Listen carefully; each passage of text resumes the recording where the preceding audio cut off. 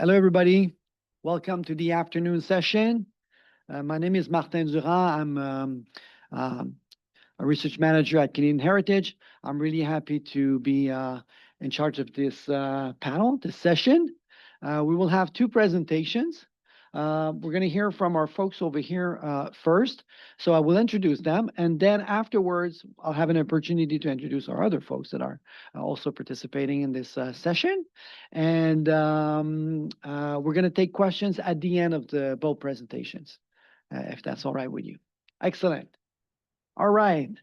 So if you were here just before lunch, we had I was part of a very interesting session where we looked at community vitality, obviously, but the relationship with education and the transition into labor market and workplace.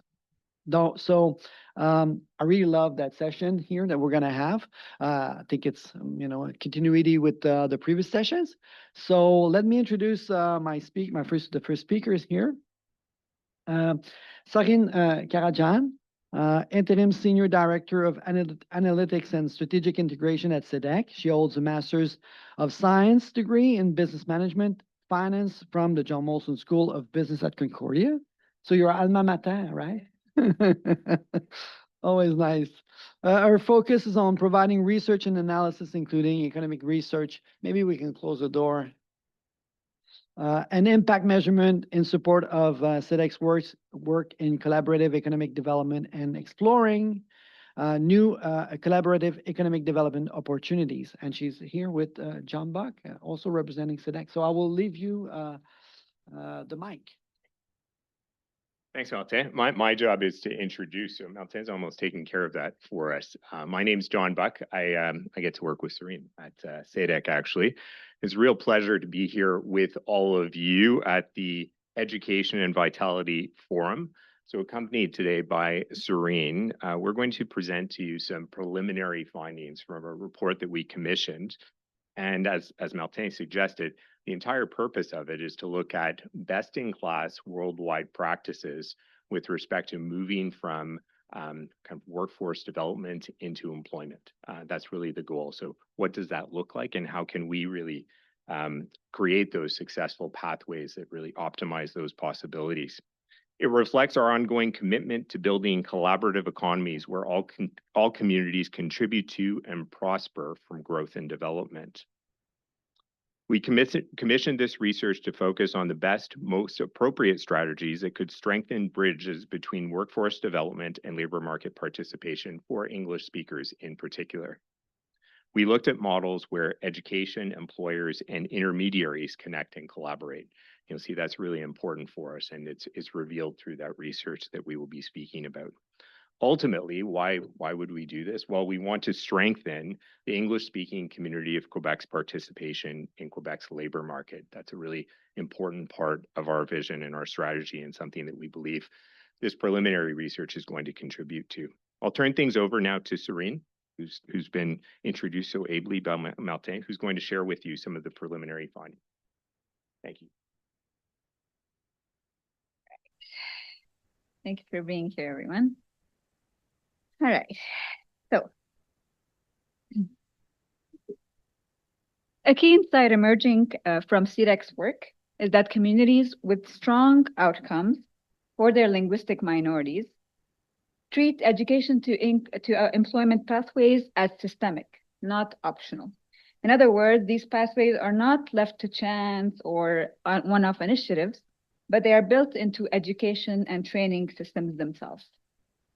This means aligning schools, employers, and intermediaries so that work-integrated learning, language development, employer partnerships are all part of the structure, not just add-ons.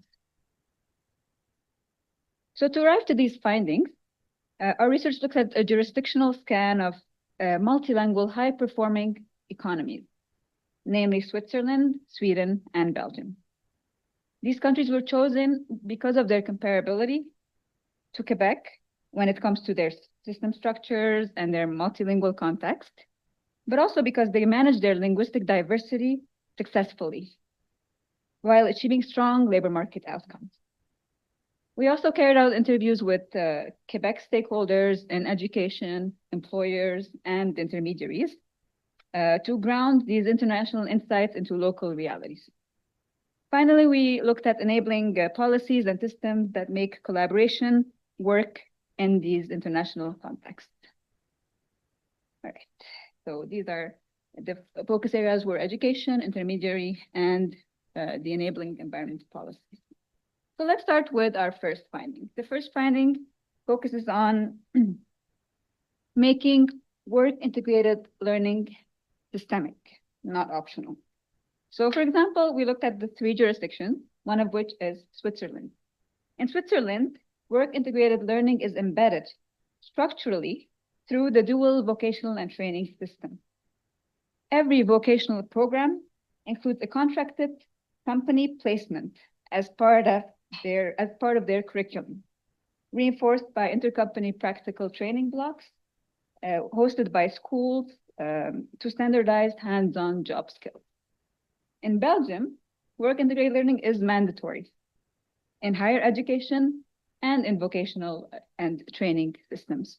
So bachelor's degrees in ICT, business, nursing, they all require work placement after the training, making workplace exposure a universal part of applied education rather than optional. A third is Sweden. We looked at Sweden and we saw that upper secondary vocational programs and adult education, which is called komvux in Swedish, include structured on-the-job learning, explicitly designed to lead to employment, directly to employment. So what is the lesson for Quebec here? We need to make work-based or work-integrated learning systemic rather than selective, built into program design and in the employer culture, and not just dependent on the individual's initiative. So this was our first finding. Now let's look at a second key finding, which is a powerful theme across all these jurisdictions, which is how language is treated. And these jurisdictions treat language as a bridge, not a barrier to employment. So, for example, for Switzerland, they treat language as a work skill to be developed, helping learners move fluidly between linguistic regions and into employment. The country co-funds workplace language and basic skills together, training, during paid working hours, and include language immersion across linguistic regions as part of its vocational and bridge program. So they actually move from one language as part of the vocational one language region to another, from the French to the German, and experience the language there and the culture there as well. So it's a bridge. In Belgium, language is not a prerequisite, but part of the onboarding and hiring process. It's a bridge to inclusion in a multilingual labor market. The country's model connects language learning directly to employment entry points. So when they are hired, they also receive vouchers, language training vouchers, so that they are trained in the language at the workplace. Also, when we look at Sweden in this case, in the case of language, we see that they also treat language as a bridge into work by blending it with occupational content and workplace coaching. So they're actually coaching them on the skills, but also on the language. Not as a precondition to employment. If they don't know the language, they can't have the job. So Sweden also integrates Swedish for immigrants, which is a program for immigrants, and where language is also a skill that is being taught, and vocational programs together. So learners build language proficiency while also learning the skill. So what does it mean for Quebec? This suggests that embedding French for work supports inside training and inside employment programs, aligning language learning with the actual work, so that English-speaking Quebecers can participate fully and confidently in the labor market. This was our second finding. All right. Our third finding has to do with employer partnerships. So in these countries, employers are actually not passive recipients of labor market talent, but they are active co-designers of the training pathways. They are co-designers of the vocational and training programs. In Switzerland, for example, employers are central architects of the vocational education system. They co-write the occupational standards per the government rules and train apprentices in-house to national standards. Actually, in Switzerland, there's a program where SMEs come together and hire one apprentice. And this way, the SME won't have that much burden, that much cost on themselves. So they hire one apprentice and they all train them together. And in Quebec, this is a problem. Sometimes businesses don't have the time or can't take that cost, so they don't do it. But this is a joint initiative between SMEs. In Belgium, there's a structure called Train to the Workplace, then Hire. This contract ensures that the workplace learning leads directly to employment. And sectoral training funds, there are sectoral training funds that actually give the firms the collective mechanism or the funds to invest in the skills of their workers.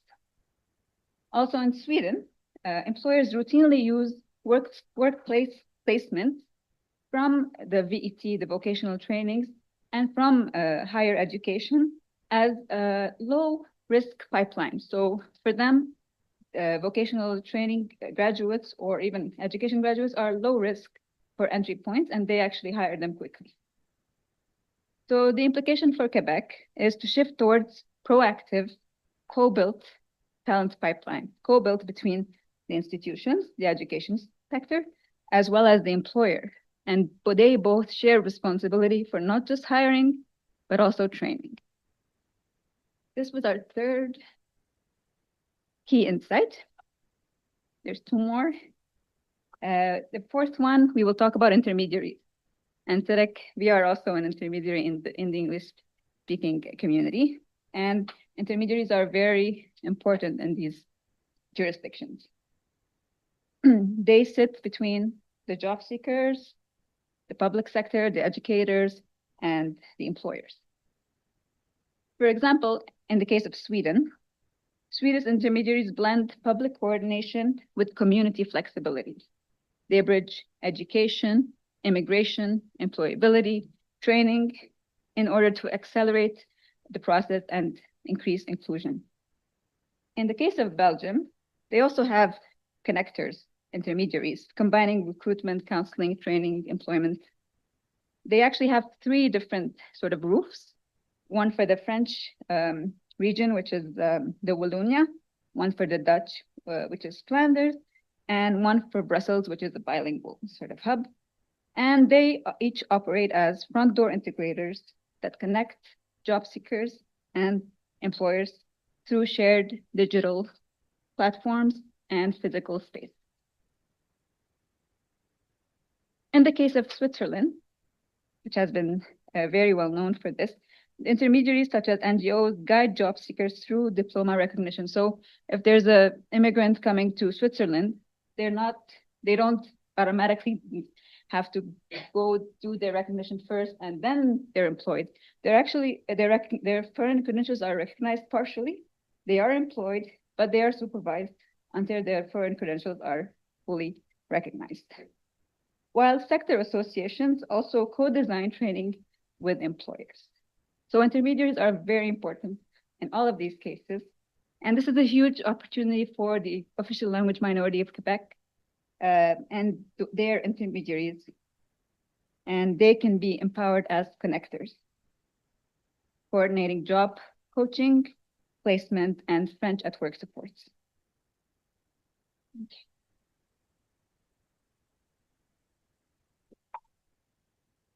All right, so as for our fifth and last finding, we're looking at continuous learning and career adaptability. So adult education is also an example. So we looked at these high-performing systems, and we found that Belgium offers short cycle program called Graduate that bridge technical education and work. Sweden also has adult education supports that actually reskill the adults and then lets them re-enter to the labor market quickly without wasting any time. And both Belgium and Switzerland have strong frameworks when it comes to recognizing prior learning, ensuring that people's skills, even if they're informal, are valued. So in the case of Quebec, Quebec also can adopt such mechanisms by building a continuum of lifelong learning that connects education, reskilling, and re-entry to the labor market. So what are the conclusions? What are the next steps? What's exciting to see actually from this research is that these international models align with CEDEC's collaborative economic development model, which emphasizes systemic collaboration between public sector, education, employment, and the social enterprises.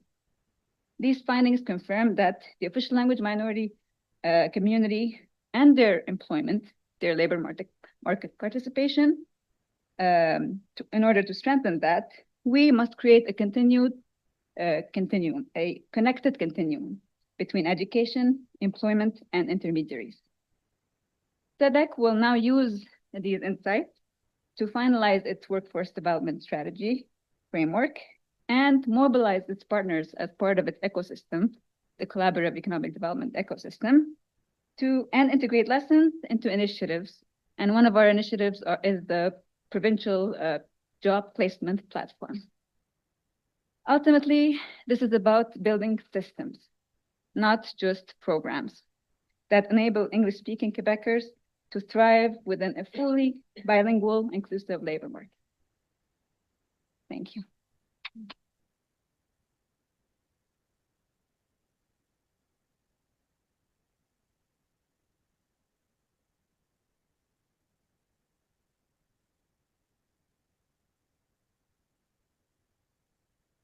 Right, I will just stop the timer here. Excellent. Our second group of presenters. I have a bunch of questions. Yeah.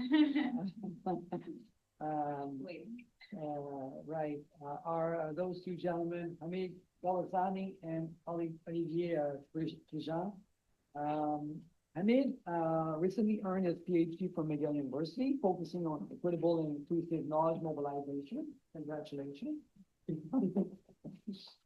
His academic interests include capacity building for knowledge sharing, community knowledge, and digital platforms for publishing knowledge. In his work, Hamid has collaborated with nonprofits, academics, policymakers through mixed method studies, interviews, and policy events about identifying systemic barriers and facilitators to equitable knowledge mobilization for socioeconomic and environmental impact. So very important. Ollivier, doctorant from l'Université Sherbrooke, professionnel de recherche au sein du Centre de recherche de l'Institut universitaire de gériatrie de l'Université de Montréal. Il est aussi également co-responsable de l'acte de mobilisation des connaissances de l'OSM et EEF. Désolé.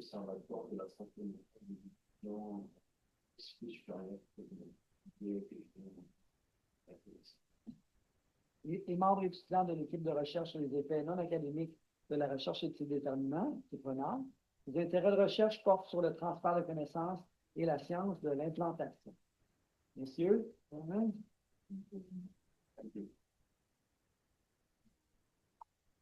Oh, we should change this. Oh.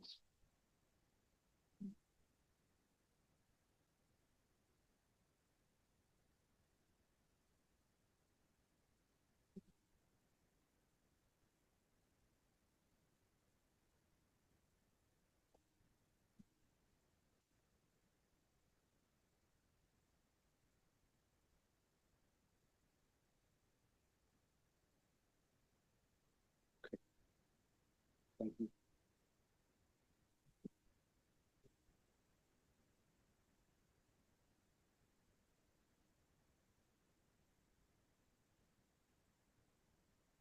Well, everyone, thank you very much for being here. we have some interesting ideas to share with you, and we appreciate your time, and also for organizers for having us. So Martin introduced us. Both of us at that time were students. Now I have graduated, but this is a shared research, and yeah. So there have been great, interesting discussions about the vitality of our communities and in educational institutions. And we have heard about challenges like enrollment, funding, language rights. But vitality also depends on another fundamental issue, whether our institutions are actually enabling their individuals, like their students, to connect with their communities and also to contribute to solving these challenges in our communities. Every year, hundreds of the students are across Quebec English universities are conducting their studies, are doing their research. That could strengthen our schools, that could help our communities and address these challenges. Yet, most of that knowledge and expertise never leaves academia. Many community organizations have difficulties accessing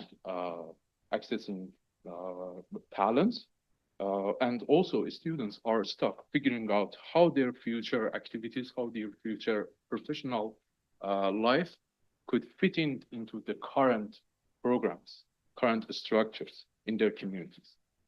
While we rightfully focus on the threats to the vitality of our educational institutions, we should not overlook equally pressing one challenge, the systematic barriers and challenge that prevent our students from getting the community experience, community skill that can become the leaders, the advocates, the professionals to help our own communities. So here, the vitality also depends on making bridges between the generations, between the education and employment, between the institutions and our communities. And the knowledge mobilization is literally that mechanism to build the bridge between the institutions and the students. So the question that we ask and we want to share and have a discussion with you is that, are we really building the infrastructure to help to facilitate that that could enable the next generation of the students to become effective partners, leaders for our own communities, or are we training them to just do research and publish papers? So,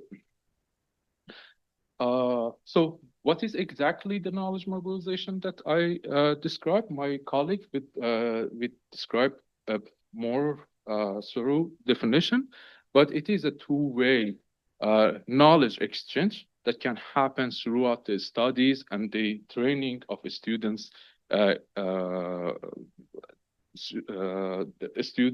while they are studying. It can include activities, programs like internships, like knowledge dissemination, writing papers, but really knowledge mobilization happens when students are studying or starting their programs, when they can learn about the community needs, community challenges, community programs, and integrate that knowledge into their studies at that time. Again, why it matters? It is a mechanism that can help students, that can help researchers to amplify the community voices and needs in their research activities or their studies. It supports the vitality of minority communities throughout the publicly funded research by reflecting their needs. it enables evidence-informed decision-making in schools, in the social sector. And also it helps students to build their capacities to connect with community organizations and community groups. So there are 3 studies. One of them was a scoping review of practices that build the capacity for knowledge mobilization. The other one was a case study that I will speak right now about students' experiences, student challenges at McGill University, and how they experience knowledge mobilization. And another paper that my colleague will speak about is an investigation of community organizations' experiences and challenges in doing knowledge mobilization with students and academics. Thank you. So the research question that we asked was, what challenges do researchers and students face, and what support do they receive while performing knowledge mobilization? What do faculty of education researchers identify as the most critical capacities necessary for supporting knowledge mobilization? The place was at the Faculty of Education at McGill. We had participants from different levels of the studies, from MA to faculty members, and we used interviews to have an in-depth discussion with them of their experiences and challenges. What we heard was that most of the significant portion of these challenges are organizational rather than individual. Mostly organizations focused on individual level barriers and challenges in doing knowledge mobilization, but most of the barriers are actually the systemic and the system and the structure that act as barriers. This is important because when we want to address this challenge, then the organization focuses on the individual rather than its own barriers in its system. The top barrier was the recognition of time and putting that recognition into the development of the student in the program delivery. For example, knowledge mobilization, connecting with community partners needs time. But if a student engages in knowledge mobilization, they lose the time to complete their studies, then they have to pay extra tuition. So this is a kind of barrier that limits their engagement. There are funding gaps. Many students didn't know any knowledge mobilization grant or funding to engage in this. And even when there is funding, it is very difficult to access it. You have to apply another round of grant for your activity to engage with community partners. Clarity and consistent guidance from the institution is very important. And many students didn't know what is the policy, where they can find supports from their own institutions. And we also learned about enablers, like having knowledge mobilization training during their own studies in their research methods courses, which will help students to not only learn about knowledge mobilization, but also develop the skills while passing their programs. So we have heard also about potential pathways to creating these capacities, and some of them are just simple, but very that can be very effective. For example, many students said that they don't have opportunities to talk with their university management. If they are university halls, it means that you have to apply for to ask your questions, to have your suggestions beforehand, even before the event. It is very difficult. We heard about EDI principles. Many students comes from the minority background. and they know already how they can connect with the communities, what are the best approaches, suitable approaches for this. And one final one was to empower knowledge mobilization champions. There are researchers, faculty members who excel in doing their research productive activities, writing papers, but they are highly engaged in community development and working with communities. If we provide the space to them to share their pathways, it enables other researchers to do this work as well. So this was my side of the presentation, and my colleague Ollivier will take on the community perspective part. Yes. So we work on another research, and this research is about the involvement of community-based organization in knowledge mobilization process embedded in reciprocal perspective. But to start, I will just very shortly present what is a community organization in our study, and also what is our view of knowledge mobilization process, and lastly, what is reciprocity. So community-based organization, we define it very basically as a non-for-profit organization which deliver essential services towards communities on underserved population. And these community-based organizations are very important because they have extensive knowledge on local challenges, on needs. And this extensive knowledge is important for research because like that, they can align research subject with local challenge and needs. Now, about knowledge mobilization, Hamid introduced it before. There are so many tools and ways to do knowledge mobilizations. The most usual way is through academic papers, as you know, but there are also infography, for example, cartoon or video capsule. What do you think about this different way, these different tools I present?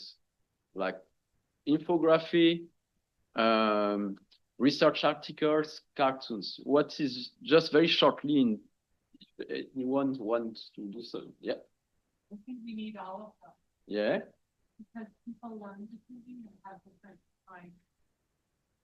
It is absolutely true. Yeah. Yeah.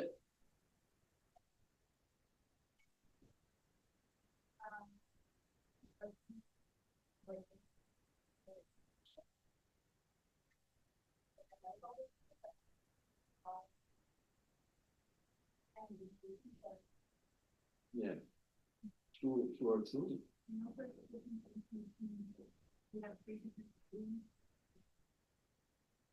different way, do the different measure. But you said also that the personal exchange is important, especially with community organizations. It's important. Yeah. But maybe there might be certain types of knowledge that can't be mobilized in that way. Sort of the smells and feels of whatever it is that knowledge can't be transmitted through given people. Yeah. Knowledge can be translated to image for text. Text, because those are images and text. Yeah. But there are other types of knowledge. I call those smells and feels. Oh, right. Experience. Yeah. Yeah. Thank you for your suggestion.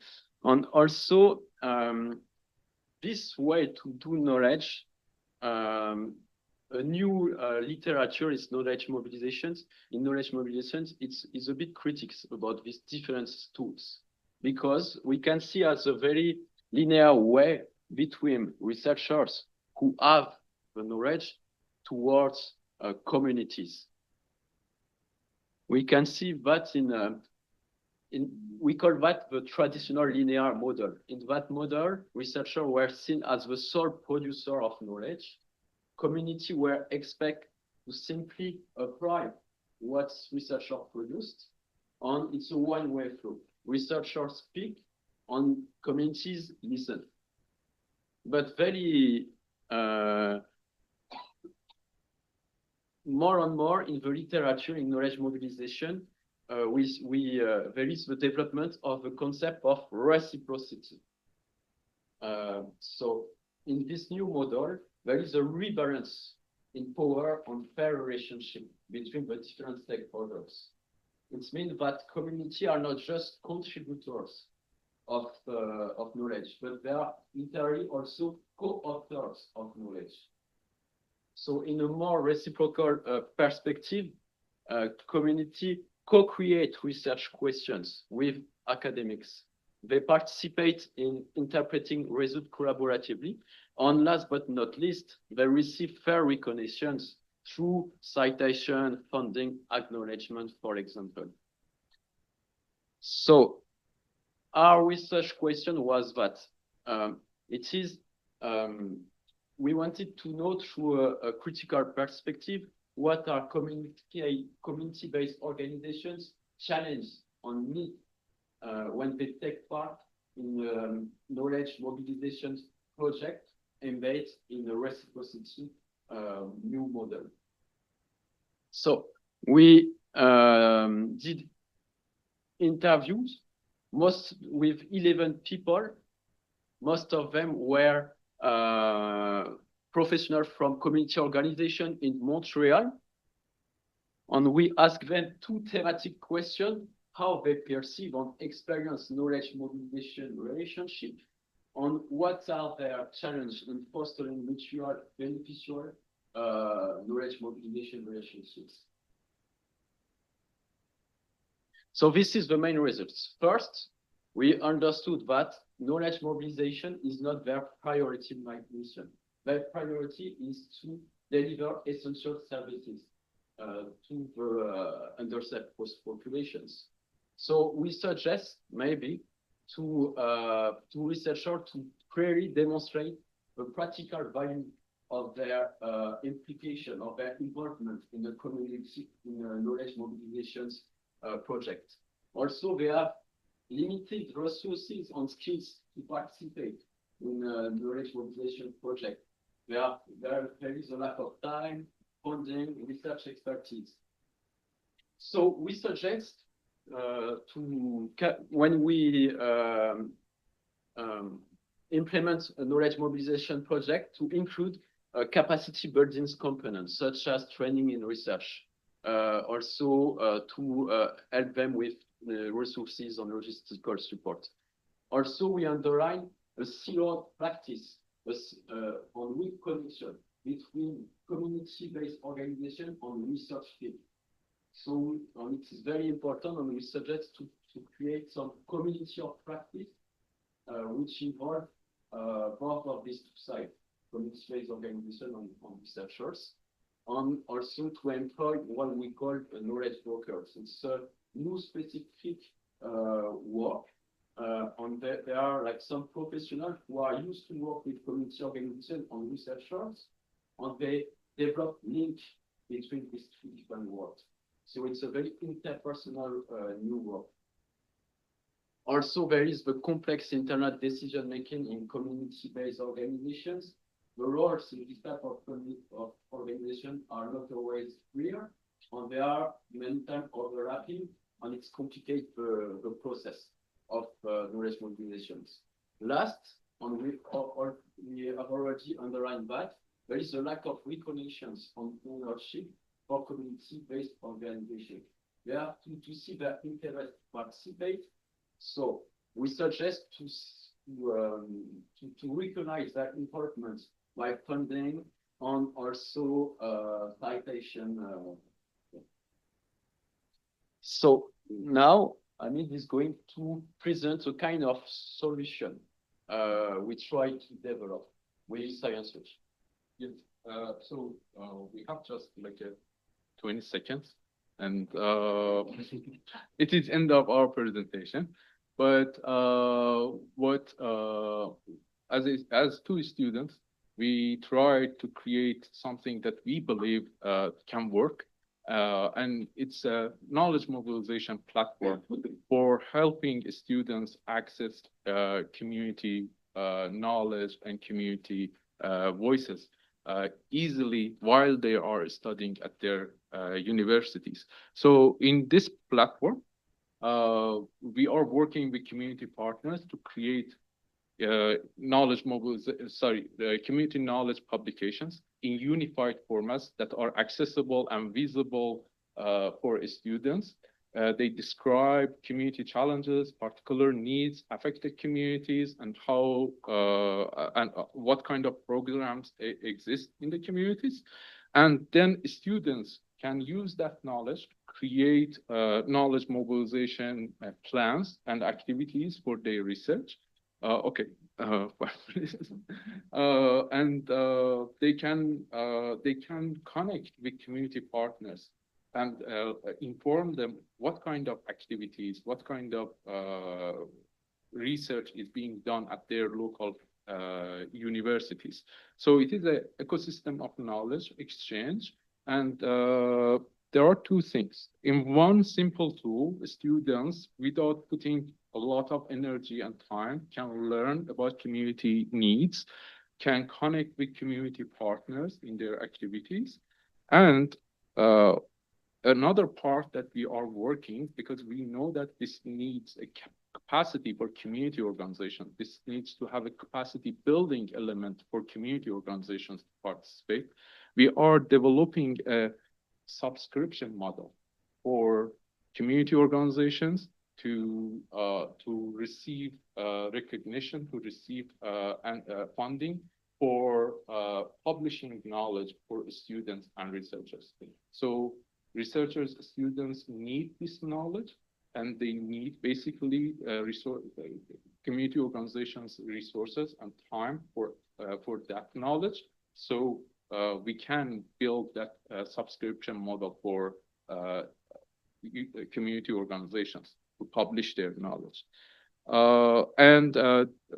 A part of another value for community organizations is the ability to understand and receive citations, track citations of their knowledge in academic proposals, in academic publications, so they would know who is using their knowledge, in what kind of projects their knowledge is being used. And this is a part of knowledge ownership framework that we want to develop. We have built a platform. We are testing it with community organizations. We would love to have your thoughts on its development. So thank you very much. That was my question. Thank you.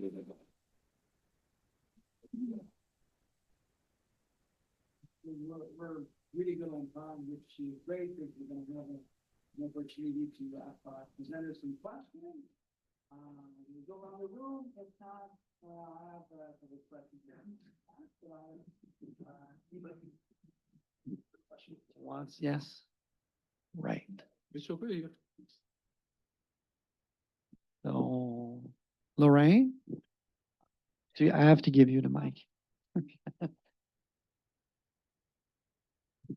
Thank you so much for some really excellent presentations. I have a question for Sarine and John. Workforce training, I can see it for, say, engineering or certain science or technical based training, but I'm thinking of the people like me who studied poetry and history. No, I mean, there are a lot of people in social sciences and humanities. So I'm wondering if you have any insights into best practices for workplace orientation. It's actually a very serious need, and I'm curious if you came across any data. Thank you.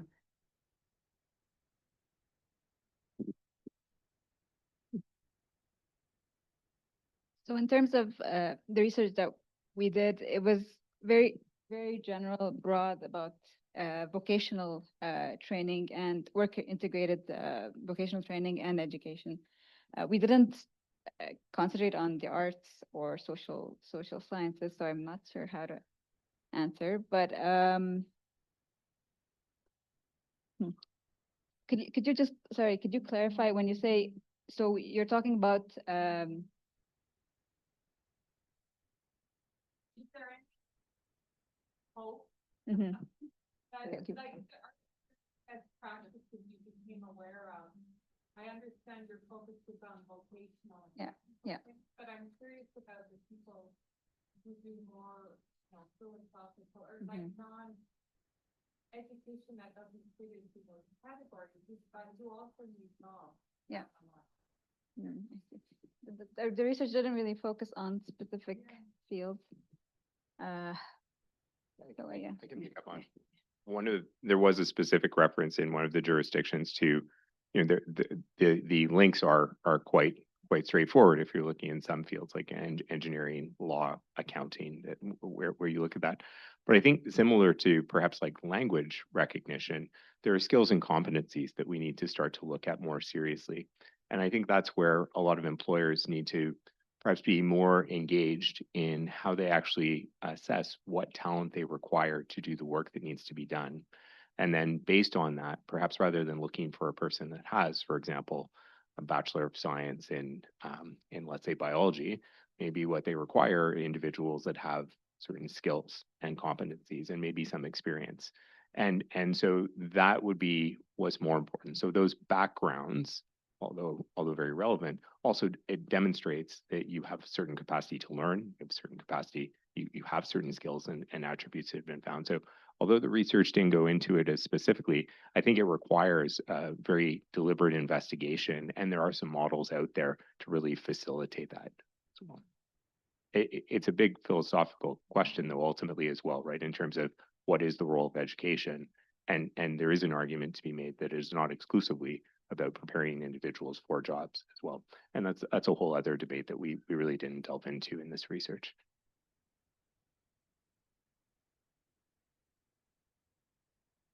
Anybody else in the room? John? Thank you very much. Question for the CEDEC folks. What do you see based on your research, next steps in terms of, here in Quebec in particularly, given that, a lot of the things you've dealt with, there are models even locally in Quebec and across Canada and so on, but what do you see as the next step in order to achieve concrete action?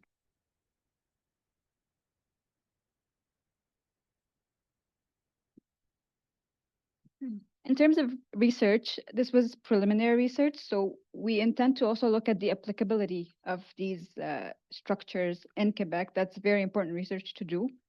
But at CEDEC, and I think John maybe can speak more to this, we are starting a placement platform where we would place English speakers into jobs, but not just placement. We would also offer other services, including trainings and mentorship. So it would be a structure, not just placement, but also other, and bring in the ecosystem that exists, including trainers, mentors, and other intermediaries, and all of them working together to build a structure, really.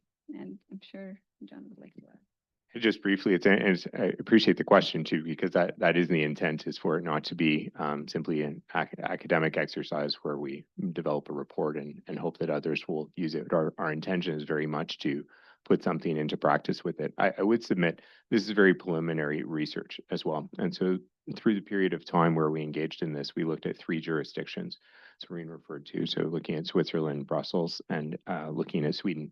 I think we want to expand that in the next little while so we can look into more jurisdictions. We're probably looking at 3 to 4 others. Certainly, we were just talking about Germany the other day as one of the other examples that we want. We also want to engage more with the different partners within our community.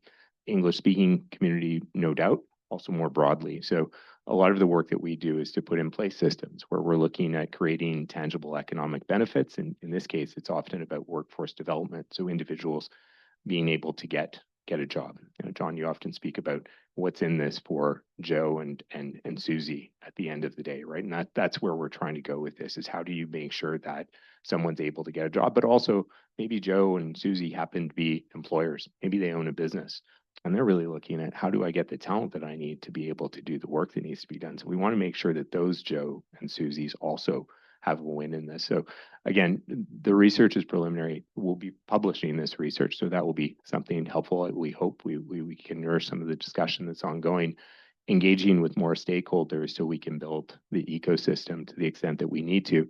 And that really comes down to workforce development individuals, folks that are involved certainly in this institution, looking at we were just talking about the consortium getting engaged in terms of our universities and CEGEPs being aware of this, technical, vocational, speaking with QESBA about how do we engage more effectively in that way to make sure that the folks that build our talent are engaged, make sure that we're engaged appropriately with employers. We were speaking the other day with the Fédération des Chambres de Commerce du Québec, for example, and a bunch of members talking about what are employers, what are some of their ways of getting engaged with us, and then intermediaries. And that's a really interesting and I think important component of what we're talking about in this system.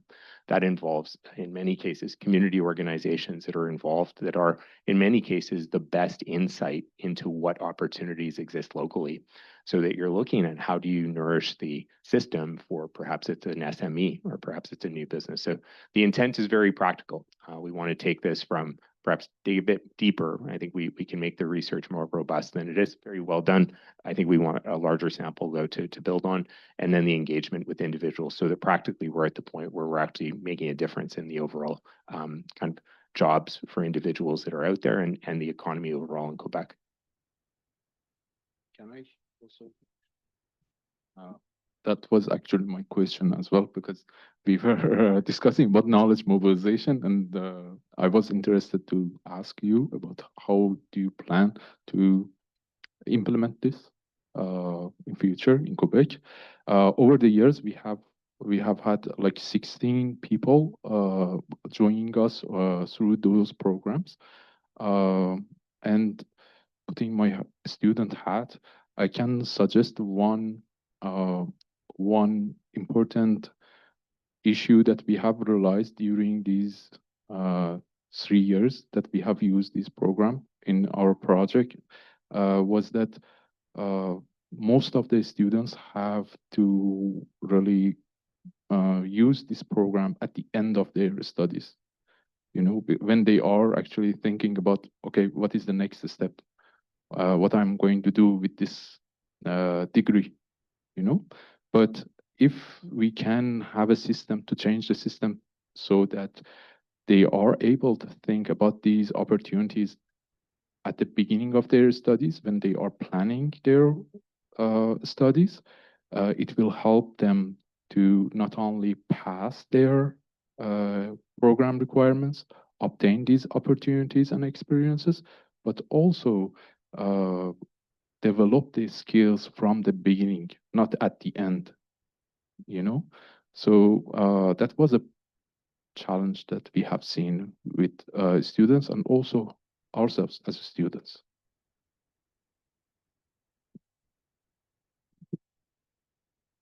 I can hear mentorship like that, making that bridge, those connectors. I have a question for Hamid and Ollivier. You mentioned that it would be very important to introduce or make sure that there's a space, a place in the curriculum for knowledge mobilization through the program and studies of the researchers and academics. Do you feel that there are any barriers? How can we make this happen? I think it's a great way to connect, but have you seen some reticence, some challenges in order to implement this in the curriculum? From your, I think you're probably speaking from McGill's perspective, but. So this one works.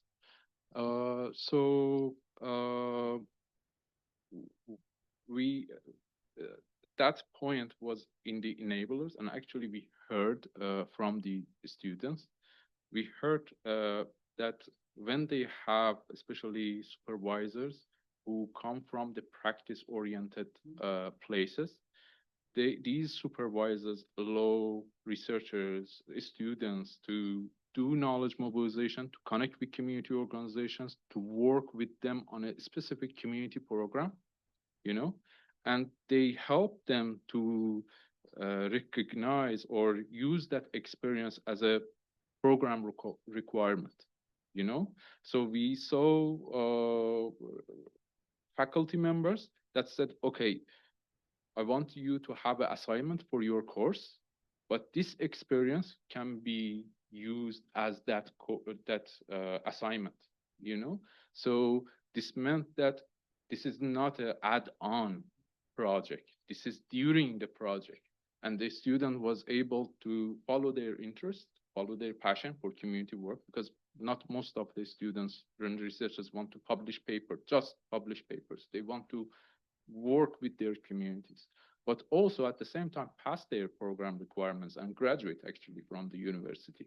So that was not systematic because it is not part of the structure that brings this opportunity to everyone, to every student, every program, but it was based on some experience of researchers, faculty members at McGill.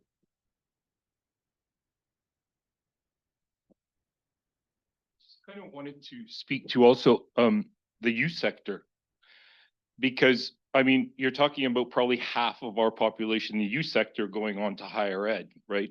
But how are we upskilling our youth that need skills, and where does that fit in within the programs that they have, that we operate under, these programs?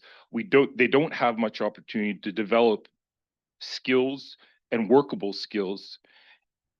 And the value of VocTech, I mean, I think that we underestimate, and I know in Finland, Sweden, they value that VocTech as an equal part to going on to university or CEGEP.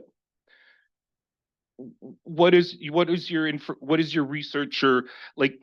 I'm interested in that. Like, why don't we start smaller? Like, instead of looking at one niche rather than looking at the global employability of our youth, because I mean, instead of just focusing on one, demographic, how can we help them all get ready for the future? Where are we at with our youth? Just as.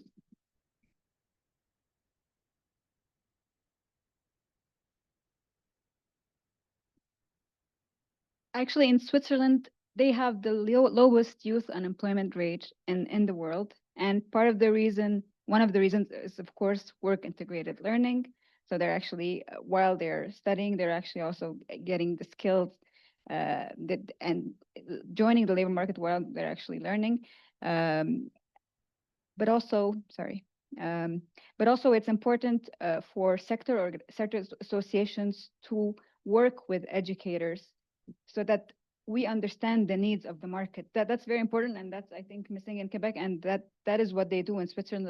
Actually, one example, the ODA, even when it comes to foreign credentials, they work with the sector associations to see what are the skills that are needed in the market, and accordingly train the youth to be prepared to join the labor market. So that is one important point.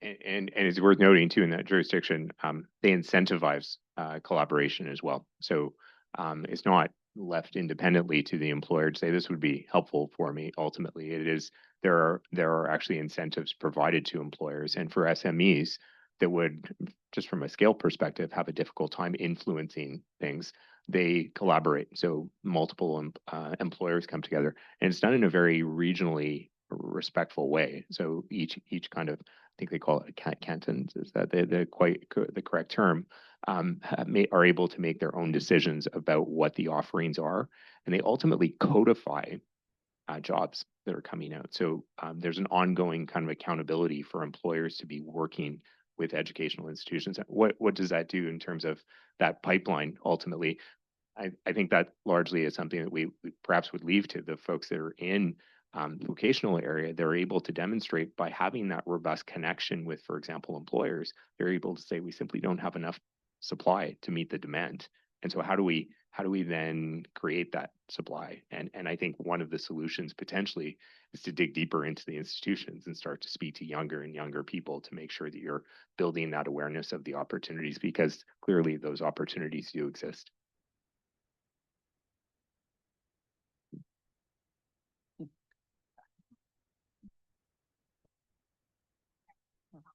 It's for the recording at the. Hello, everybody. My question is whether future research is going to consider regional considerations for the English community in Quebec. So, for example, my role as I work as a regional coordinator for Proceed and vocational training. So I can tell you that, for example, in the Gaspé region, English learners, or well, I guess the labor market is anywhere between 11 and 17% unemployed for the English sector versus 6 or 7% in the Montreal area, for example. The Quebec School Board, the only one for English in Quebec City, they have the carte to offer vocational training. They have 8 or 9 options. They can only run one because the students are either not interested or they can't access it. And then on the island of Montreal, in the greater Montreal area, you have the boards that are competing because they only get, carpentry can only be on one board on the entire island of Montreal with one English board. So the waiting list is 2 years long. So then they have to go to Ormstown where there's no housing and no one wants to go to Chateauguay, et cetera. So for me, I think that the regional considerations of your research, like future, will you be looking at those elements in your research is my question. I don't know if that's clear.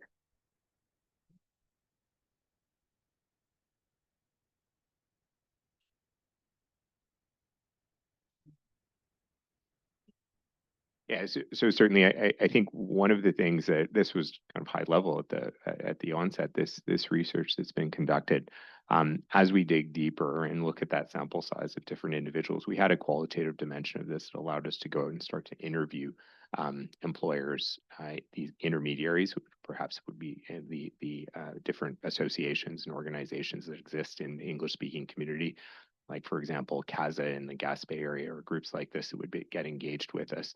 That are out there, and then certainly also looking at the public system. So being able to interview, I think as we do that, the hope would be that we'd be able to engage more and more to provide us with the best information. It's clear in the research that's been conducted that in order to optimize the outcomes, you really do need to have a local perspective. And so again, the approach that we looked at, the model, was looking at the intermediaries. That was a component that's not present in all. Sometimes we just see kind of a public-private collaboration and hope for the best in that regard. We really wanted to look to the intermediaries, and I think that offers us that opportunity to maybe dig into the granularity that you're describing, which is obviously very important for us. And it really is about the 17 administrative regions of Quebec and trying to figure out what the implications are. It's looking at that. We talk about the official language minority community in Quebec, or the English-speaking community. All the statisticians in the room will have different perspectives on definition, of course, but basically looking at the English-speaking community and trying to ensure that we have clarity with respect to what's out there. So I think you point to some really interesting challenges ultimately as well that would need to be overcome, but we really need to be able to understand those, I think, in meaningful ways, and demonstrate what the benefits are, not exclusively for the English-speaking community, but for the Quebec economy, if we can really start to understand these and start to address some of them and find solutions.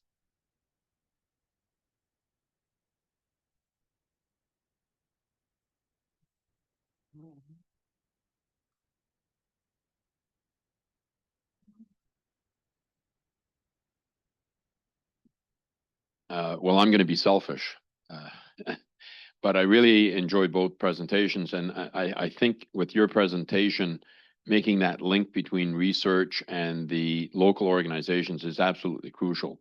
And the aspect of connectors is such a wonderful idea. And I would involve other aspects to that connection, such as government, such as ministries, and so on. And my recommendation to everyone would be, in my experience, there's a lot of fragmentation in the English-speaking community. in terms of how we deal with issues. If I was, putting my old hat on as an educator and looking at some of this, I think, well, there's a big difference between CEGEP programs that are 3-year and pre-university. The 3-year programs are very well integrated. There's industry representatives on the program committees. There's job placements. In provinces across Canada, like Ontario, the technical programs have a job placement rate of 98%. So there are lots of successes. The issue is the 2-year pre-university. And then a lot of times at the university level, and as Lorraine mentioned, some of the non-specific areas. But I would recommend, this kind of research, everyone needs to participate in terms of, what is required. And so I would recommend for this to bring in organizations like the consortium, colleges, universities, and CEGEPs, and QUESPA with the school boards, because with the expertise that just those two educational sectors can bring to the work you're doing, I think it can make it much more effective. And then I would also, as I said, being selfish, I would bring in the Secretariat to also bring in that government aspect to it, so that there can be a more focused approach to solving problems. Can I share something?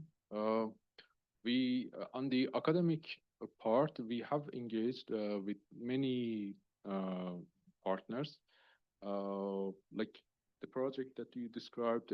Their question that was asked before that was about like how communities are enabled or empowered to communicate their needs, their challenges, and how it reflects in the research that you are, for example, doing, or the programs that we go through as students, and how it enable us to work with community partners and get these skills and opportunities to grow.